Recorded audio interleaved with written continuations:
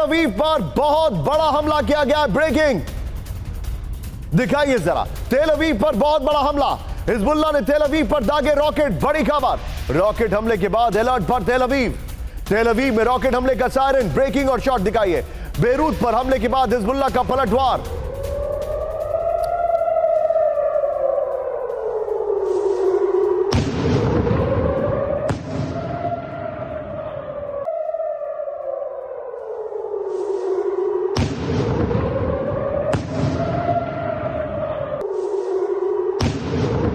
देखिए, आइए जरा इसका एम्बियंस आप करिएगा।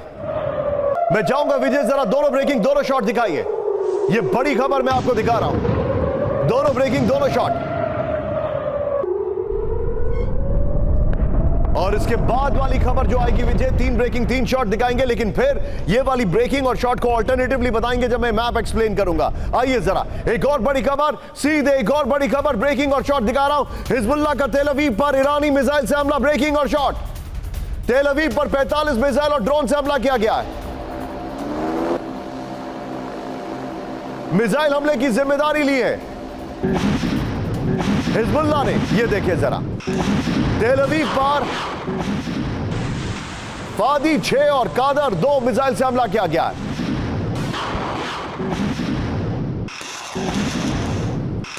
मैं चाहूंगा विजय जो पहले वाली 2 ब्रेकिंग है उनको निकाल के रखिए, स्पेशली जो दूसरी वाली है, लेकिन इससे पहले वाली ब्रेकिंग और शॉट निकाल के रखिए। यहां पर जरा मैप को एक्सप्लेन करूंगा और बगल में ब्रेकिंग और शॉट दिखाइए। ये देखिए, ये है लेबनान।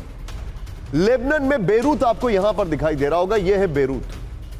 बेरूत पर अटैक कर रहा है इजराइल। मैं चाहूंगा बगल में ब्रेकिंग और शॉट दिखाइए, जो इस चंक की सेकंड ब्रेकिंग और शॉट है। एग्जैक्टली यही वाली। अब यहां से हमले हो रहे हैं, यहां पर इजराइल की तरफ से। इजराइल के तेल अवीव में हमला करा जा रहा है, हाइफा में हमला किया जा रहा है। पहले यह हाइफा तक सीमित था, लेकिन अब यह दायरा बढ़कर तेल अवीव तक आ गया है।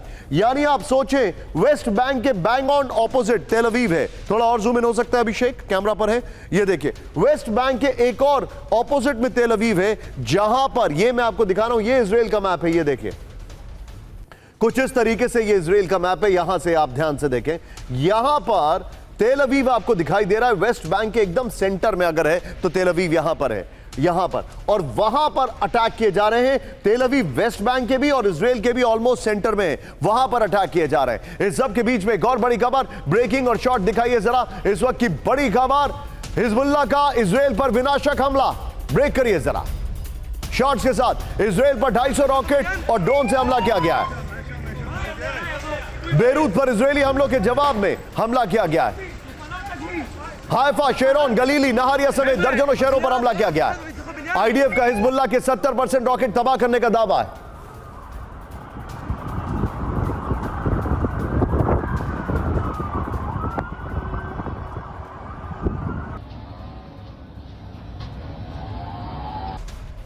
गाजा पर जब सीज फायर की बात हुई तो अटैक बढ़ा दिए गए नेतन्याहू की तरफ से।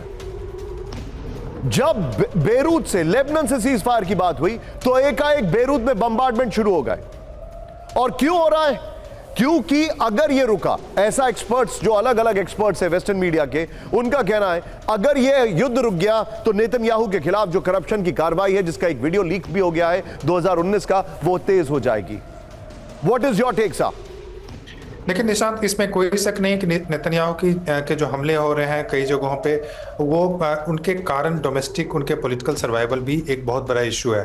क्योंकि उनको पता है कि अगर ये युद्ध नहीं चले या युद्ध में वो एक डोमिनेंट प्लेयर के रूप में नहीं दिखे तो उनकी स्थिति पॉलिटिकली काफ़ी नाजुक हो सकती है। उस पर करप्शन के चार्जेस जो चल रहे थे, उससे पहले करप्शन, वो जो प्रोटेस्ट हो रहे थे, उन सारे चीज़ों के फिर से होने की संभावना भी बनती है। हालांकि ट्रंप के आने के बाद थोड़ी सी स्थिति बदल गई है, तो शायद वैसा नहीं भी हो, लेकिन यह जरूर है कि नेतन्याहू को अंदरूनी तरीके से बहुत सारे लोग हैं, इजराइल के एक्सपर्ट्स हैं, जो अभी भी क्रिटिसाइज करते रहते हैं, यह कह के उनकी सबसे बड़ी जो एक मोटिव होनी चाहिए हॉस्टेज को छुड़ाने की, वो नहीं छुड़ा पाया है।